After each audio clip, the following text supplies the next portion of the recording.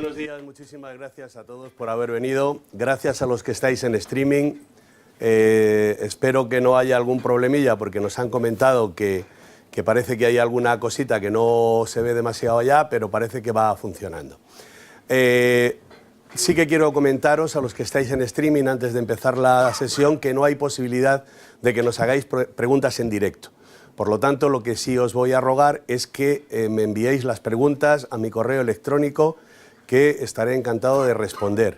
Mi correo electrónico es jlbravo@herrero.es. Va en la presentación, el que quiera la presentación que me la pida. Hemos intentado hacer una cosa que sea lo más dinámica posible, así que a los que sí que conmino a que me pregunten es a los que estáis aquí, que os agradeceríamos muchísimo vuestras intervenciones para que sepamos. Cuando vayáis a intervenir, nos lo decís, os pasamos el micro para que quede registrado y la gente de streaming también sepa cuál es la pregunta, porque igual hay alguna que es coincidente.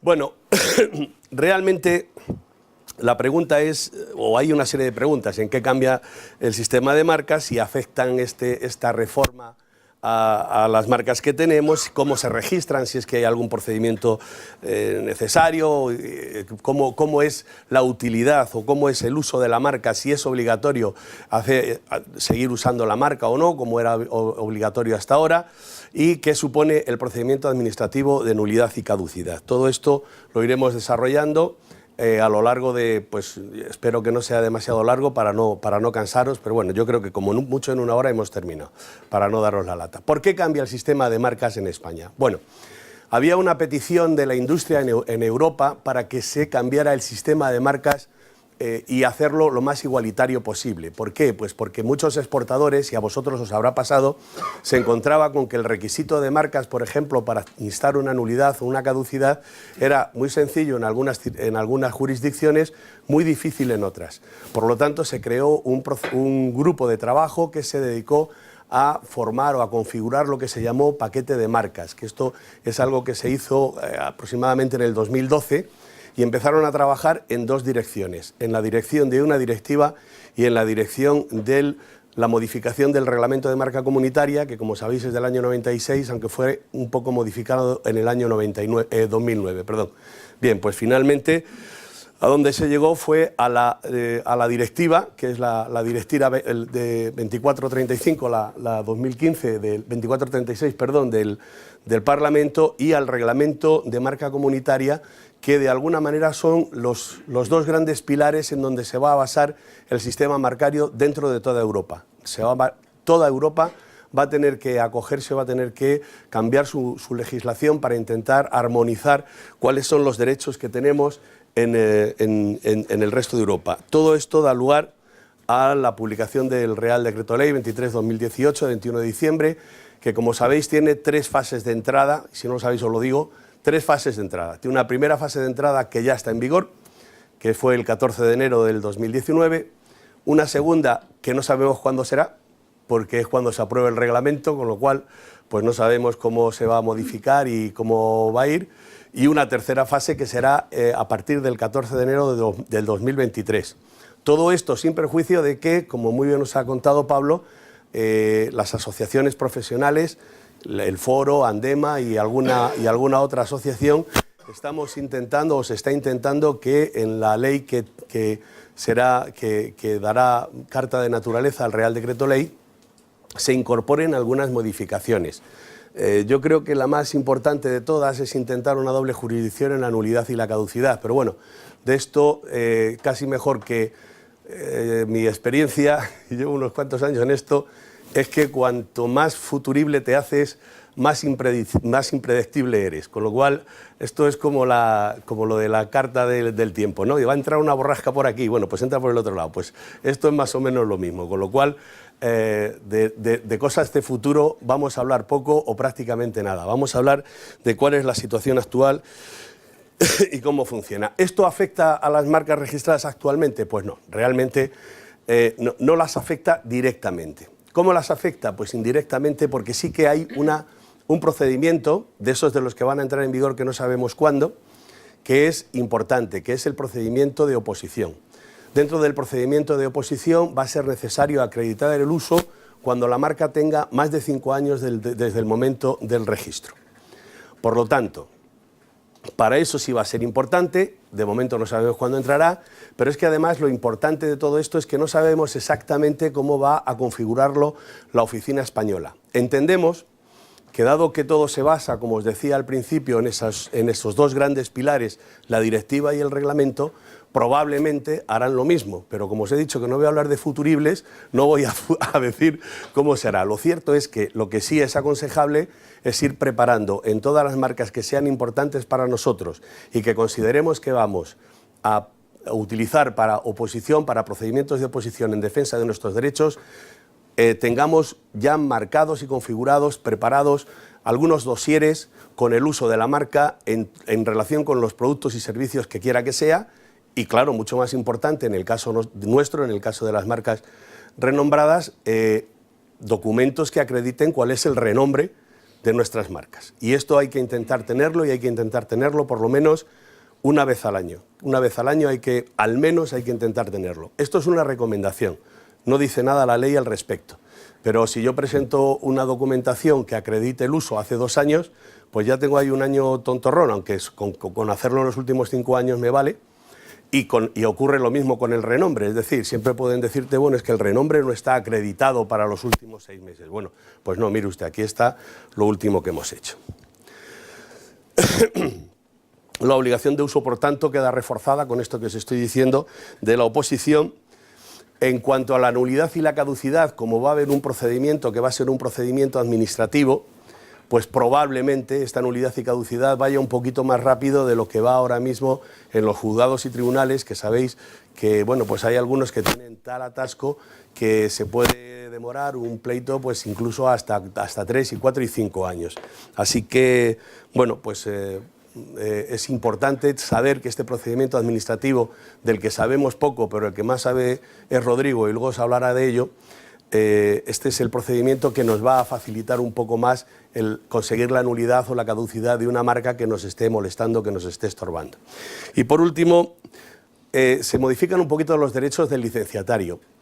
Y aunque digo esto, no digo verdad absoluta, porque es cierto que por la remisión general que hay en propiedad industrial a la ley de patentes, ya los licenciatarios tenían una serie de derechos que más o menos lo que viene a hacer ahora mismo la ley de marcas es, digamos, codificarlo dentro de la ley de marcas. Pero vuelve otra vez a hacer, a pesar de los pesares, vuelven otra vez a hacer referencia a la ley de patentes, porque claro, realmente la ley de patentes es donde se trata con profundidad. Lo cierto es que, como, bueno, luego más adelante os lo diré, pero vamos, el licenciatario exclusivo tiene ciertos derechos a la hora de perseguir vulneraciones siempre y cuando cumpla con algunos requisitos, y el licenciatario no exclusivo, pues como el titular de la marca no le deje hacerlo, pues lo va a tener muy complicado.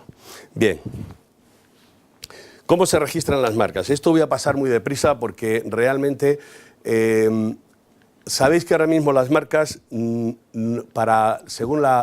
según cómo ha quedado la ley, no hace falta aportar ningún documento gráfico hacia las marcas. Lo que hay que hacer es que la marca se pueda reproducir en la forma en la que os pone en la pantalla, es decir, de forma clara, precisa, completa en sí misma, fácilmente accesible, inteligible, duradera, objetiva. Todo esto está muy bien, pero es que da la casualidad de que luego se van a lo que son los formatos. Esto no lo vais a ver porque está muy pequeñito, pero está en la web de la OEPM, y luego cuando tengáis las diapositivas lo vais a ver. Han optado por lo mismo que ha optado la Oficina Europea de Marcas, es decir, por formatos que no son formatos abiertos, son formatos que son formatos propietarios, por formatos de alta compresión, con lo cual yo no sé hasta qué punto esto de la precisión y la complexión en sí misma va a quedar suficientemente bien. Esto también ha pasado también lo he dicho en foros de las marcas comunitarias.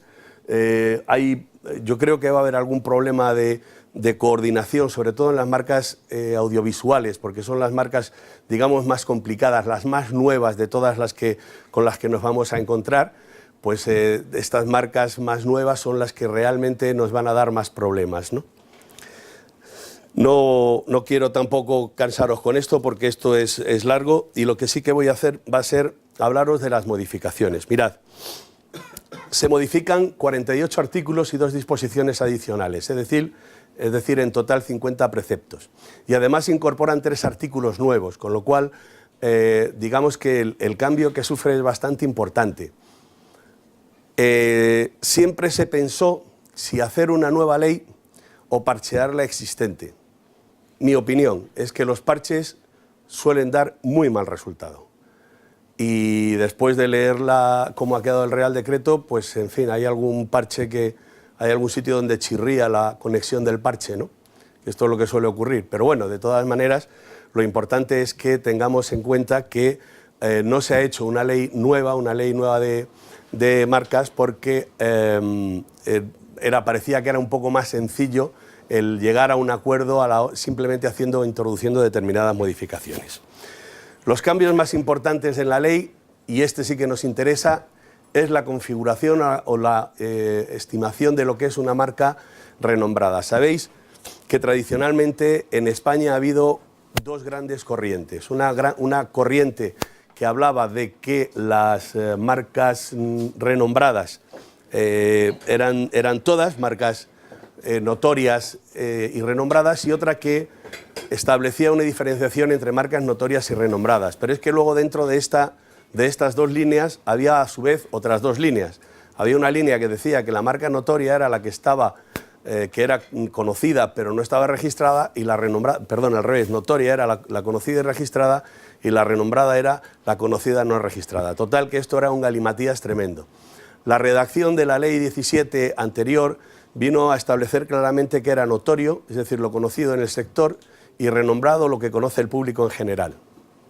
Evidentemente, ahí hay una gradación enorme, porque de que te conozcan en el sector a que te conozcan en 3 o 4 sectores, pensemos, por ejemplo, pues Intel, ¿no? Los procesadores, pues no solamente se conocen en el sector de informática, pero podemos decir también que no lo conoce nadie más. Pues no, hay otros sectores donde esto es bastante conocido, con lo cual ahí había cierta complicación. Por otro lado, en el reglamento no existe esta diferenciación, la marca es renombrada y lo que tú haces es simplemente establecer cuál es el grado de renombre para establecer cuál es el grado de protección. A mayor renombre, mayor protección, y por tanto mayor quiebra del famoso principio de especialidad de las marcas, que dice que la marca tiene que estar unida siempre a un producto o un servicio. Bien, pues ese es el camino que se ha seguido en esta modificación. Han dejado de existir las marcas notorias y ahora ya son todo marcas renombradas. Y el grado de renombre vendrá dado por lo que seamos capaces de probar en el momento en el que acreditemos que nuestra marca es renombrada. Podrá ser renombrada en el sector, renombrada en varios sectores o renombrada a título general. Es decir, se trata de que la gente, de que sea precisamente el que juzgue el renombre de la marca el que diga cuál es el grado de protección. Bien, esto nos pone un poco en manos de quien examine las pruebas, pero por otro lado, si lo piensas, es bastante razonable, porque efectivamente habrá diferentes grados de renombre y diferentes grados de protección. Cuando los campos sean radicalmente distintos, pues a no ser que sea una marca muy renombrada, tipo Windows, pues realmente va a ser difícil que te acojas a que impidas el registro de marcas semejantes a las tuyas en todas las clases.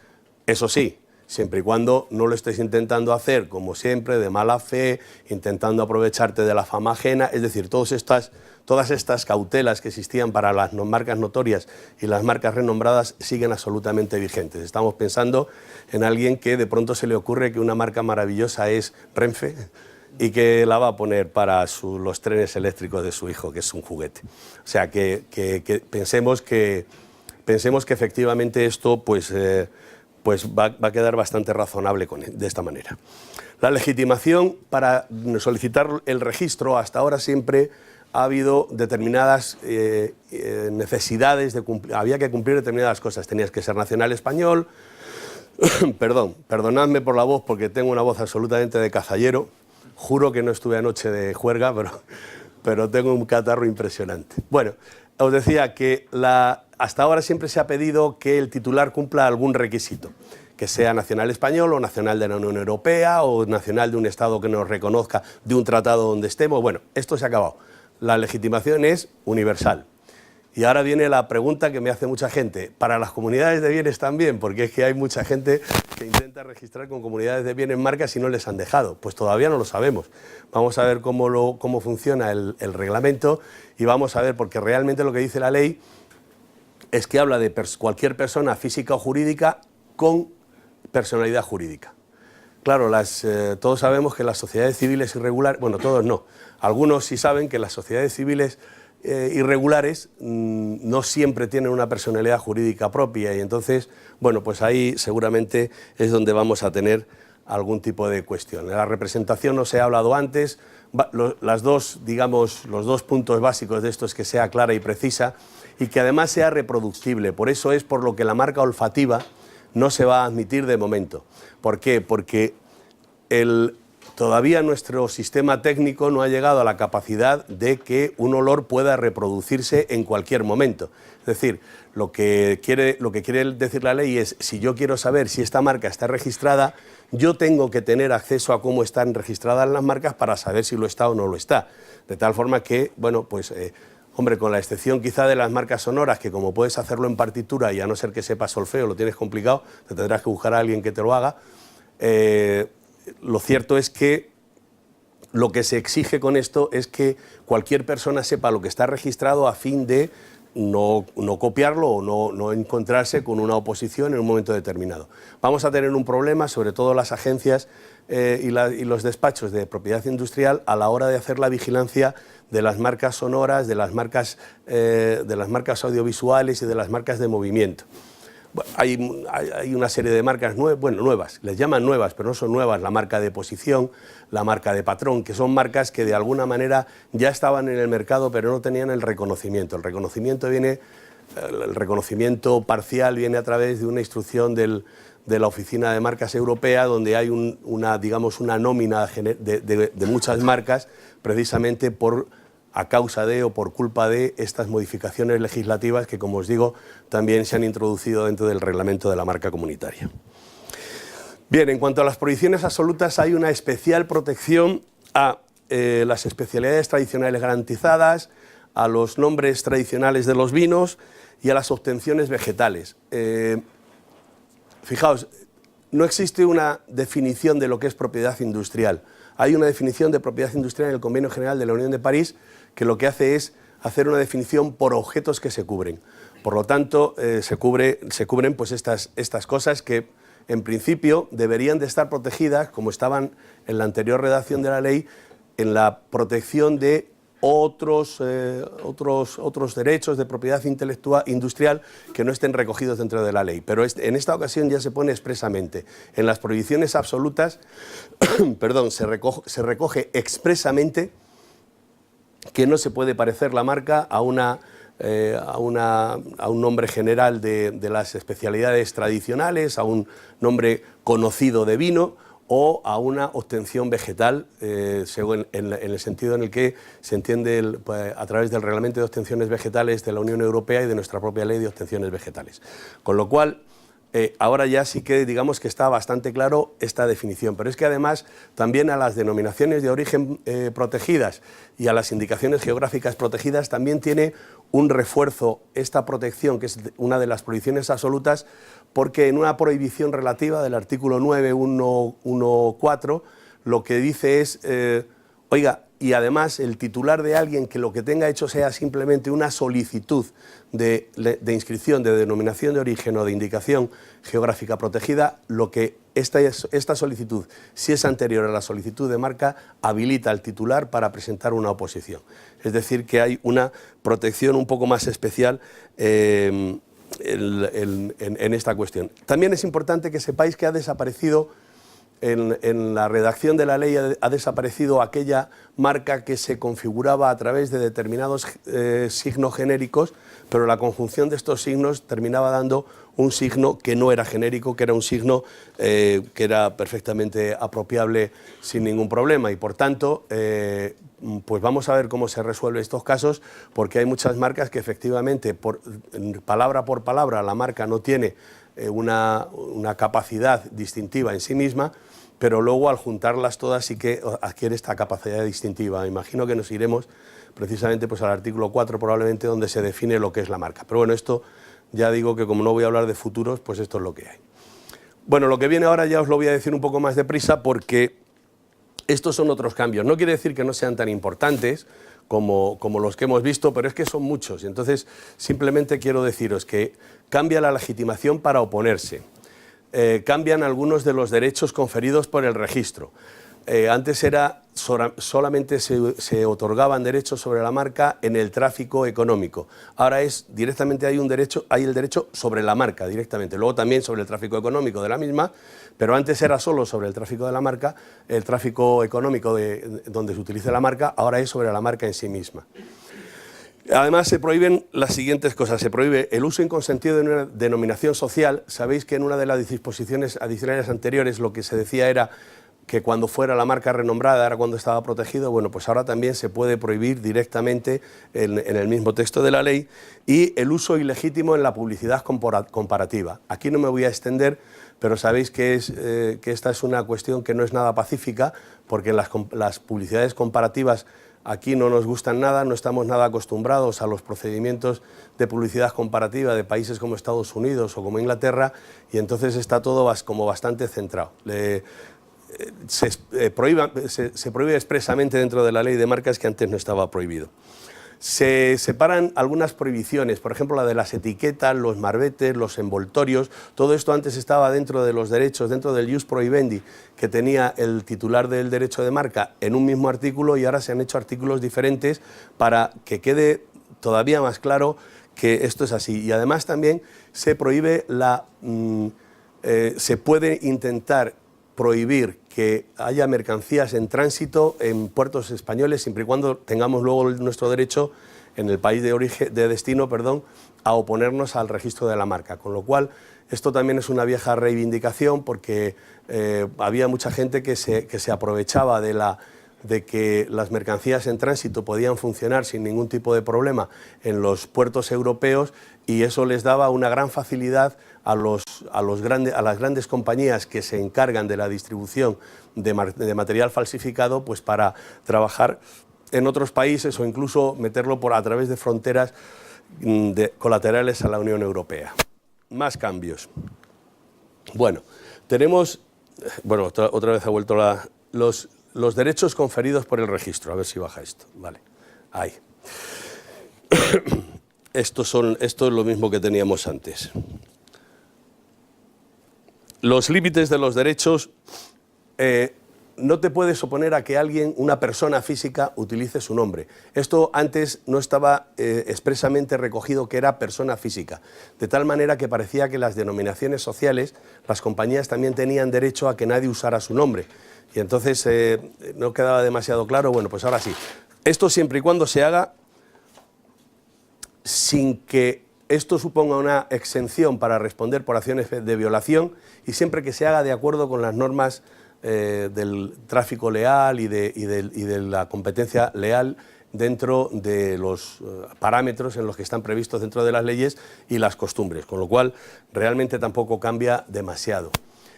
Hay unos derechos siempre cuando tú instabas decías que alguien te estaba violando tu derecho de marca, pues si habían pasado más de 5 años siempre quedaba la duda si primero tenías que instar la nulidad de la marca que te estaba violando los derechos de marca, o no tenías que anular la marca. Esto es un tema bastante técnico, en donde hemos tenido siempre un poco la duda de qué es lo que había que hacer. Bien, ahora con la ley parece que no es necesario instar la nulidad de la marca posterior para conseguir que te declaren la violación. Es decir, tú no puedes tirar de tu derecho, por el viejo aforismo de derecho que dice que quien usa de su derecho no causa perjuicio a nadie. Pues no es verdad, y esto efectivamente puede ocurrir, que a pesar de tener una marca concedida, tú estés utilizando la marca y haya una marca anterior a la que estés perjudicando. Bueno, pues ahora no hace falta que se anule, pero esta no necesidad de nulidad no implica que tenga ningún tipo de derecho esta gente de la marca posterior para prohibir la de la anterior, en fin, ahí es un poquito complicado, pero que sepáis que se modifican los derechos de esta gente que tiene la marca posterior concedida parecida a la que yo tenía anteriormente. La indemnización, hasta ahora el procedimiento de una de las formas que conseguíamos la indemnización por vulneración de derecho de marca era pedir lo que hubiera costado una licencia. Bueno, pues esto ahora se va a hacer, el coste se va a calcular a tanto alzado. El ejercicio de acciones por el licenciatario, como os decía antes, si es el exclusivo puede hacerla siempre y cuando notifique fehacientemente en un plazo de 3 meses al titular que va a hacerlo, y si no es el exclusivo, pues tendrá que pedir o obtener la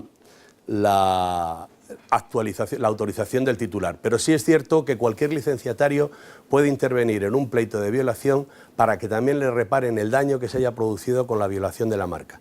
Es decir, que esto también es importante, porque antes no estaba claro si el licenciatario tenía derecho a que le repararan el daño o si tenía que hacer una especie de acción subrogada para que de alguna manera le protegieran esto. Bueno, pues ahora ya parece que va a ser un poco más así. Las marcas colectivas y de garantía, que sabéis que son dos figuras que se han puesto, entre comillas, de moda y que tienen alguna diferencia. Aquí, bueno, ahora cuando hablemos de la marca de garantía os contaré. La marca colectiva se amplía la legitimación para solicitar el registro de la marca. Ahí, para cualquier compañía, antes era la asociación de productores y ahora es cualquiera que tenga capacidad de obrar y capacidad, bueno, no de obrar, habla de capacidad para ser titulares de derechos y obligaciones, capacidad procesal y celebración de contratos. Es decir, que bueno, pues esto viene a ser un poco capacidad jurídica, pero bueno, la ley lo establece de esta forma tan clara. Desaparece la caducidad de la marca colectiva si lo que haces es cedérsela a un tercero que no tuviera derecho, y desaparece también la caducidad por denegación caprichosa de la incorporación de un productor a la asociación que es titular de la marca colectiva y que, por tanto, cualquiera de los miembros de la asociación puede utilizarlo. En cuanto a las marcas de garantía, hay una diferencia importante con las marcas de garantía de la Unión Europea. Las marcas de garantía de la Unión Europea no están permitidas para denominaciones geográficas. Sin embargo, nuestra ley se lo va a permitir, como os digo, se mantiene este permiso, y desaparece también la caducidad por negación arbitraria del uso. Esto parece que no dice la ley qué es lo que puedes hacer, pero bueno, pues un poco esto es lo que nos comenta, ¿no? Y en cuanto a las marcas de la Unión Europea, antes se podían solicitar en la oficina española, ya no se pueden solicitar en la oficina española, y si lo pensáis es normal, porque la Oficina Europea de Marcas ha ido directamente a la desaparición del papel, y por tanto se hacen todo por procedimientos electrónicos, así que no te hace falta utilizar un intermediario, puedes hacerlo directamente en la oficina comunitaria. Y lo que sí es cierto es que, aunque una marca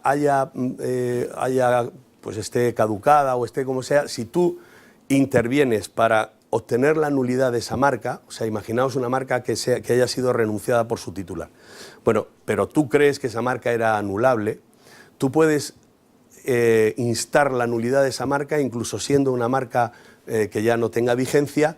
¿Por qué? Porque si una marca europea ha basado su antigüedad, sabéis que la antigüedad es una figura que hace que la marca europea retrotraiga sus derechos a la fecha en la que se solicitó la marca cuya antigüedad se reivindica. De tal forma que si tú tienes 5 marcas concedidas en diferentes países de Europa y esas marcas son muy antiguas, pues la marca europea, la antigua marca comunitaria, retrotrae sus efectos a la fecha de aquellas marcas de las cuales estamos reivindicando la antigüedad.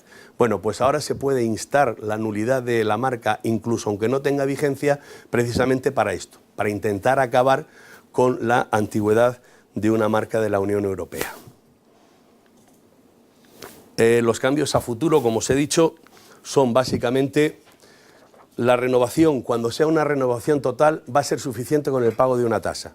Esto todavía no está en el reglamento, ya os he dicho que es una de las cosas que queda en el reglamento, igual que la prueba de uso en el marco de una oposición, que muy probablemente, insisto, se seguirán los mismos procedimientos, los mismos trámites y se exigirán los mismos documentos que para la marca de la Unión Europea, toda vez que nos estamos basando todos en la misma directiva. Y además la directiva está escrita por y para el reglamento, aunque esto moleste un poco que lo digamos, pero es verdad, porque es el reglamento es la marca de la Unión Europea la que ha manifestado, la que ha manejado la homologación. Vamos a homologarnos sobre la base de la misma marca de la Unión Europea y por tanto probablemente esto será exactamente igual. Bueno, y como os digo, también habrá unas competencias administrativas que esto será en el 2023. Yo ya no os canso más. He ido un poco deprisa, pero es que como veis hay muchísimas modificaciones y creo que es importante que las tuvierais todas al menos recogidas. El que necesite la presentación, por favor que me la pida, que estaremos encantados de enviársela. En el pendrive que os hemos dejado encima de la mesa hay una cuestión que hemos hecho con la ley, poniendo en unos cuadritos lo que hay nuevo y tal, un poco...